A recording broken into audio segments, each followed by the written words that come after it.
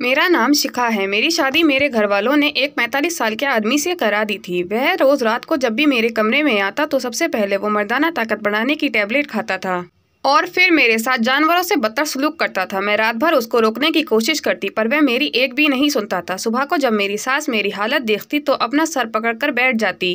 कभी कभी तो मेरी हालत इतनी खराब होती कि मैं बिस्तर से उठ नहीं पाती थी। मैं एक छोटे से गांव में रहने वाली एक लड़की थी। मेरी उम्र 17 साल थी। मेरे पिता का देहांत काफी समय पहले हो गया था। मैं अपनी 4 बहनों में सबसे बड़ी थी। एक दिन माँ के पास कुछ लोग मेरा रिश्ता लेकर आए और कहा कि वो लोग दहेज में कुछ भी नहीं लेंगे, बस तुम अपनी बेटी को 2 जोड़ों में विदा कर देना। और उन्होंने एक लड़के का फोटो दिखाया।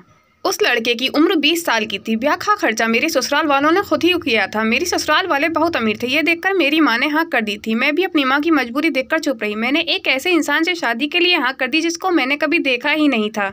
मैं विदा होकर अपने ससुराल आ गई। शादी की रात जब मेरे पति मेरे कमरे में आए तो मैंने देखा कि एक अधेड़ उम्र का आदमी मेरे करीब आकर बैठ गया। मैं उसे देखकर बहुत डर गई। मैंने उनसे पूछा कि तुम कौन हो। उस आदमी ने मेरी तरफ गुस्से से देखा और कहने लगा कि क्या तुमने शादी से पहले मेरा फोटो नहीं देखा था।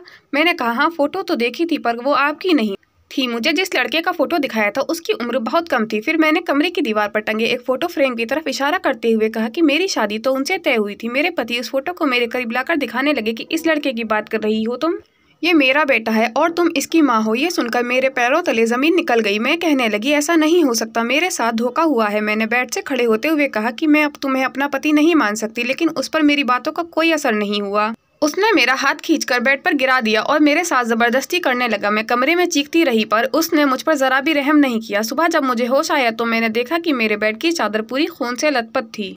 मैं बेड से उठ भी नहीं पा रही थी। कुछ देर बाद मेरी देवरानी कमरे में आई और मेरी देवरानी भी उम्र में मुझसे बहुत बड़ी थी। उन्होंने मेरी हालत देखी तो उनकी आंखें फटी रह गईं। उन्होंने मुझे बैठाया तो मैं उनका हाथ पकड़कर रोने लगी और कहने लगी कि दीदी मेरे साथ धोखा हुआ है, मेरा रिश्ता इनसे नहीं हुआ था। मेरी देवरानी कहने लगी कि ये क्या कह रही हो जेठानी जी, आपकी माताजी ने तो जेठ जी को ही देखा था और शगुन का टीका भी जेठ जी को ही लगाया था, फिर आपके साथ धोखा कैसे हो सकता है। ये सुनकर मुझे बहुत बड़ा धक्का लगा कि मेरी माँ ने ही मेरे साथ धोखा किया है। मुझे इस बात का बहुत दुख हुआ और मेरे पति ने मुझे इंसान नहीं समझा। मेरा पति रोज रात को कमरे में आते और कुछ शक्तिवर्धक गोलियां खाते, फिर मेरे साथ जबरदस्ती करते थे। मैं इन सब की वजह से बीमार रहने लगी। एक दिन मेरे पति ने मुझे एक दवाई लाकर दी और कहा कि मेरे आने से पहले इस दवाई को खा लिया करना, तुम्हारी तबीयत ठीक हो जाएगी।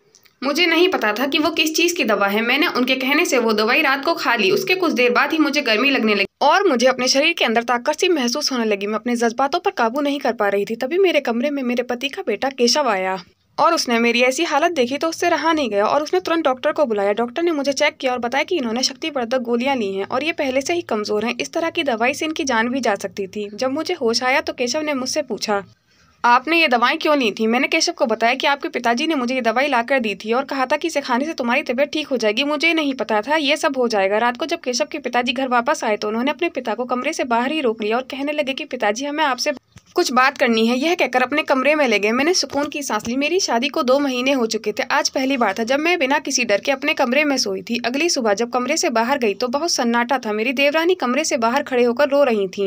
मैंने उनसे पूछा क्या हुआ तो उन्होंने कहा कि जेठ जी को अस्पताल लेकर गए हैं, उनकी हालत बहुत खराब है। मैंने पूछा क्या हुआ है उन्होंने बताया सुबह केशव के कमरे में गिरे हुए मिले थे। कुछ देर बाद अस्पताल से खबर आई कि मेरे पति का देहांत हो गया है।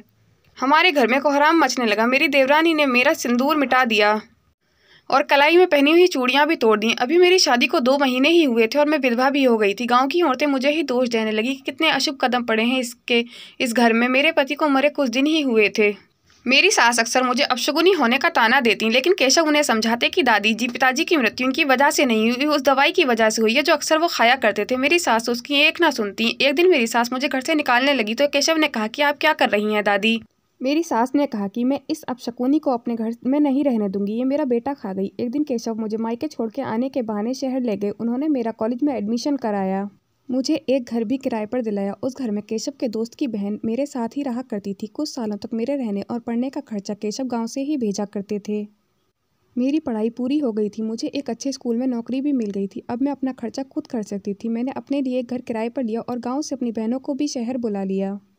मैंने उनकी पढ़ाई लिखाई का भी इंतज़ाम किया क्योंकि मैं नहीं चाहती थी जो मेरे साथ हुआ वह किसी और के साथ भी हो। मेरी सारी बहनें बहुत मेहनत करके पढ़ाई करती थी। मेरे जीवन में तो केशव एक दिया बनकर आए थे जिसने मेरे अंधेरे में डूबे हुए जीवन को एक नई दिशा दी। एक दिन मेरे साथी शिक्षक मुकेश ने मुझे शादी के लिए पूछा तो मैंने उन्हें अपनी पहली शादी के बारे में बताया।